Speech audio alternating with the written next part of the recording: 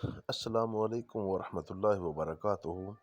جو کوئی چاہے کہ اللہ تعالیٰ اس کے رزق میں وسعت پیدا فرمائے، رزق کی تنگی اس سے دور ہو جائے، تو وہ روزانہ نماز فجر کے بعد باوضو حالت میں بکثرت کلمہ طیبہ پڑھے۔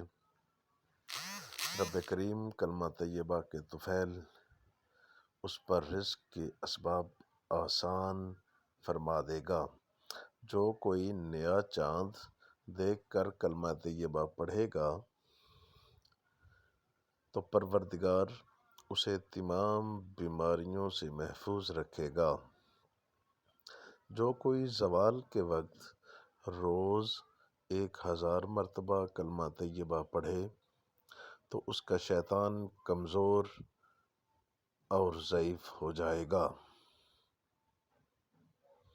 دشمن پر فتح پانے کے لیے ہر روز نماز عشاء کے بعد 125 مرتبہ کلمہ طیبہ پڑھ کر اللہ تعالیٰ سے دعا مانگیں، دشمن خود ذلیل و خوار ہوگا، نصیب کھل جائے۔ ہر جمعے کی نماز کے بعد اول و آخر 11 مرتبہ درود پاک پڑھنے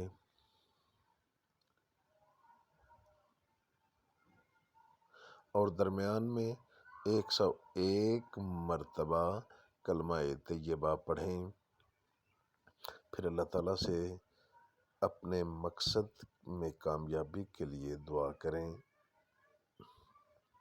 7 ہفتے تک اس عمل کو کریں، انشاءاللہ تھوڑے ہی دنوں میں اس کے اثرات ظاہر ہونا شروع ہو جائیں گے اور بخت کشادہ ہوگا۔ ادائیگی قرض: ہر نماز کے بعد 7 مرتبہ اول و آخر درود پاک پڑھیں، درمیان میں 125 مرتبہ کلمہ طیبہ پڑھیں اور پھر اللہ کے حضور گڑ گڑا کر دعا کیجیے۔ یہ عمل 40 روز کا ہے، انشاءاللہ اللہ پاک غیب سے امداد فرمائیں گے۔ عمل فتوحات: کلمہ طیبہ ما بسم اللہ الرحمن الرحیم اس طرح پڑھیں کہ جب چاند کے مہینے کی پہلی اتوار آئے اور مغرب کی نماز کے بعد کا وقت ہو، اس دن 70 مرتبہ کلمہ طیبہ پڑھیں۔ پیر کے دن 60 مرتبہ، منگل کے دن 50 مرتبہ، بدھ کے دن 40 مرتبہ، جمعرات کے دن 30 مرتبہ، جمعے کے دن 20 مرتبہ اور ہفتے کے دن 11 مرتبہ۔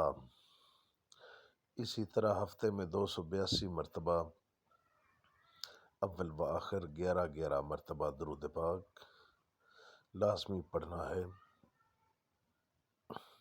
ہر ماہ کے شروع اتوار میں ایسا کیا کریں، انشاءاللہ تعالی غیب سے مدد حاصل ہوگی، ہر رکا ہوا کام ہوگا۔